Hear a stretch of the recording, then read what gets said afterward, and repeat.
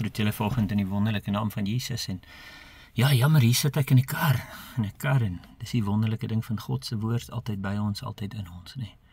Maar ek sit hier by die kar en ek het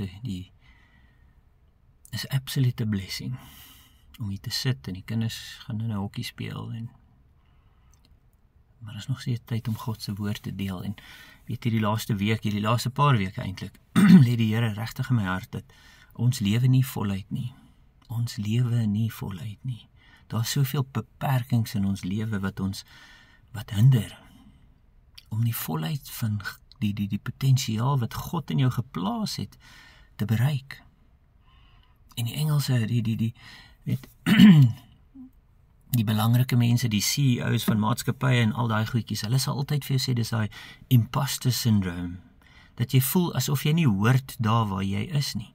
Jy voel, weet, dis daai wat jy het nou net jou MBA klaargemaak, of jou graad, of jou wat ook al, en ons ouens daar met jare se ondervinding, wat instap, en dan het hulle, dit is asof hulle daai autoriteit, want jy stap in en is like, wow, al die mense om my, en hulle het daai autoriteit, en hulle het daai ondervinding, en ek voel nie asof ek hier hoort nie.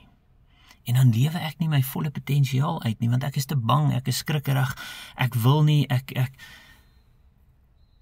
dan het ons daai presiese selfde ding, ongelukkig, in baie van ons kerke vandag. Om te sê, jy kom tot bekering, en jy is aan die brand vir die Here, en jy wil dinge doen, en dan kom die ou mense, en dan sê hulle, ja, maar dis nie hoe ons dinge doen nie. Dis nie hoe ons in die dinge in die verlede gedoen het nie.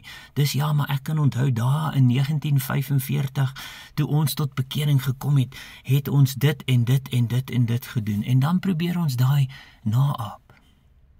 En as ek kyk na besigheid, as ons nie iets doen nie, en as ons nie niets begin nie, en as ons nie toelaat dat daar nuwe gedagtes, nuwe doelwitte in 'n besigheid inkom nie, dan gaan daai besigheid vou. Dan het ons hierdie jong, dinamiese mense wat aan die brand is vir die Here, en dan kom die kerk daar en sê, ja, maar ons het dit in 1940 so gedoen, of kyk na daai uitstorting van die Heilige Gees in daai tyd, dit het so gebeur en dit het so gebeur, so nee, as dit nie so in daai boksie inpas nie, en dan dink ons, besef ons wie ons dien, besef ons die God wat ons dien, elke een van ons uniek geskape, elke een van ons op 'n unieke manier en 'n unieke wyse lief is vir die Here. Daar is nie 'n boks waarin ons moet funksioneer nie, dis doktrine, dis godsdiens, dis nie 'n liefde vir Jesus nie, en dis hoekom dit so lekker is om in God se woord in te gaan, en ons lees God se woord vanoggend, en dit kom nie so uit Romeine uit. As ons lees die apostels wat daar ingegaan het, en Lukas loved it, Lukas praat daarvan, en Lukas sê vir ons wat, toe Johannes die Doper daar was, hy het eers gesê, kyk, die koninkryk van die Here is naby. En is eers later wat hy dan sê, toe hy Jesus sien, toe sê hy vir jy, bekeer julle, want die koninkryk van die hemel is in jou. En is later wat Jesus daar met die fariseërs, en hy het hierdie debat en hierdie gesprek met hulle, dat hy vir hulle sê, bekeer julle, want hulle sê, hoe gaan ons eendag die koninkryk ingaan? Wat moet ons doen en alles? En dan sê Jesus daai wonderlike woorde om te sê, bekeer julle, want die koninkryk van die Here is binne in jou. Is binne in jou. En dan kom dit daar en dit sê vir ons, besef jy vandag, wat is hier binne in jou? En besef ons, wat is in 'n ander Christen. En hier Romeine 5 vers 17 sê dit so vir ons so mooi, nee, want as ten gevolge van die misdaad van die een die dood geheers het deur die een, veel meer, wat het Abraham gedoen? Hy het oor alles geheers. God het vir hom daai opdrag gegee om te sê, jy heers oor die dinge van die wêreld. Ek het jou aangestel om te heers. Ek het jou aangestel om wat? Om te vermeerder. Ek het jou aangestel met 'n doel. En dan kom daar dood. Ja, daar kom dood ongelukkig. Maar hy sê, maar soveel meer. Dit is so awesome om het te weet. Sal hulle wat die oorvloed Hoor daai woorde wat hulle hier in die Bybel so ons sê, nee. Oorvloed beteken dat daar is nie 'n genoeg, daar is nie 'n einde aan die oorvloed wat Jesus vir ons gee nie. Hy sê soveel meer in oorvloed wat? Van die gawe, van die geregtigheid, van die genade en van die gawe van die geregtigheid ontvang in die lewe, in hierdie lewe heers. In hierdie lewe heers, deur die een Jesus Christus. En dit is die awesome ding wat hulle hier vir ons sê, en ons weet, ons kerk het dit baie lang gepreek en vir ons gesê, ja, maar jy's 'n sondaar. Hierdie week is vier hulle die Ash Wednesday. Ash Wednesday, wat doen jy? Dan kom jy in 'n kerk in, of daai kerke wat dit wel vier, dit is 40 dae voor wat? Voor Christus gekruisig is. Voor Christus die prys betaal het vir jou en my sondes. Wat het Christus daar aan die kruis gedoen? Hy het ons sondes nie bedek nie. Hy het ons nie besprinkel met sy bloed nie. Hy het ons sondes weggevat. En Openbaring sê, so ver as wat die ooste is van die weste af, het hy ons sondes van ons af weggeneem. En hy het ons geregtig gemaak. Wat sê die woord? Hy sê vir ons is die ek en jy. As ons sê ons is volgelinge van Christus het, is ons die geregtigheid in God, deur Christus Jesus. Maar wat kom die kerk en hy sê daai kruisie op ons voorkop met as. En dan sê jy is niks werd nie. Jy is nie goed genoeg nie. Dan sê dit daar vir ons, jy's nie goed genoeg nie. Jy's 'n sondaar. Jy's 'n sondaar. Kyk, hier's daai as wat ek op jou sit vandag. Dis 'n voorbeeld van jou sonde.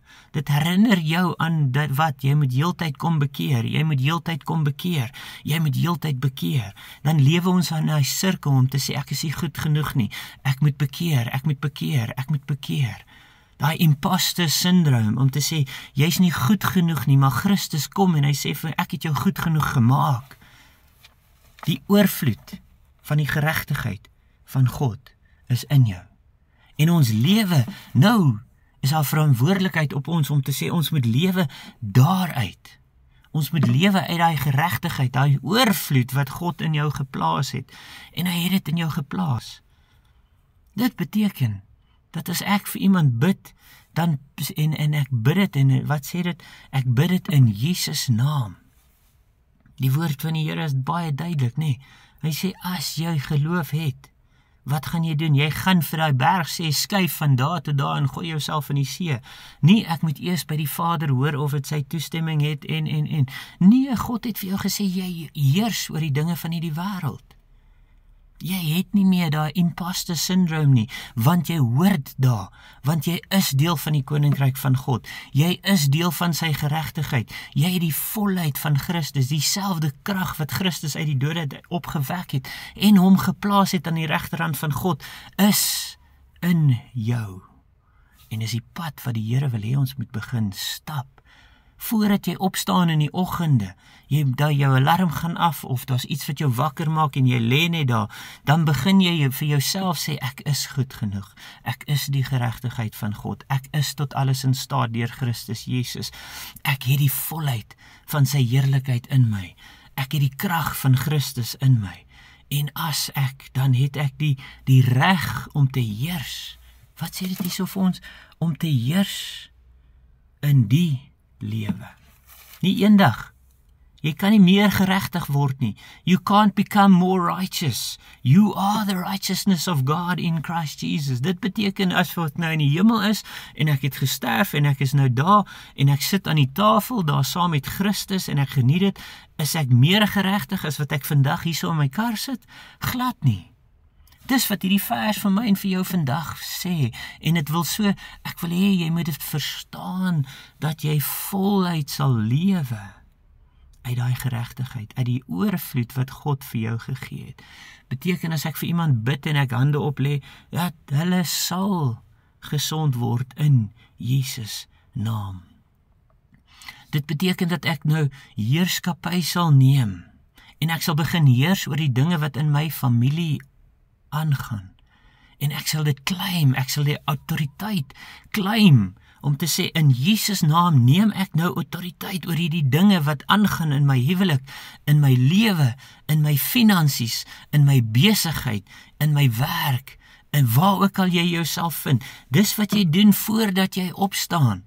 En dan sê jy, Here, nou gaan ek my voete op hierdie aarde sit, die aarde wat God vir jou gegee het om te heers oor die dinge van hierdie aarde, en ek gaan heers oor daai dinge. En waar ook al ek gaan die Gees voor my. En dan het ek daai autoriteit. Want die heerlikheid en die volheid en die glorie en die heiligheid is in my. Dit gaan saam met my. En God het alreeds daai pad vir my voorberei wat ek moet stap. En dis in my gedagte wat ek by jou wil los vandag. Begin daai heerskappy uitoefen. Begin heers in Jesus naam, hier in hierdie lewe. Nie in die lewe eendag nie. Vandag, in hierdie tyd. En ek groet jou met dit vandag. Mag die God van vrede oor jou wees en in jou wees. Mag jy besef wie jy is in Christus. En mag jy daaruit lewe vandag. Is my gebed vir jou familie, vir jou huwelik, vir jou besigheid, vir jou werksituasie, vir jou studies, vir alles. Maar doen dit vandag, in Jesus naam. Amen. As die Here wil, praat ons weer volgende week, maar onthou, ons is lief vir jou en ons reik uit as jy iets nodig het. Ek groet jou in Jesus naam.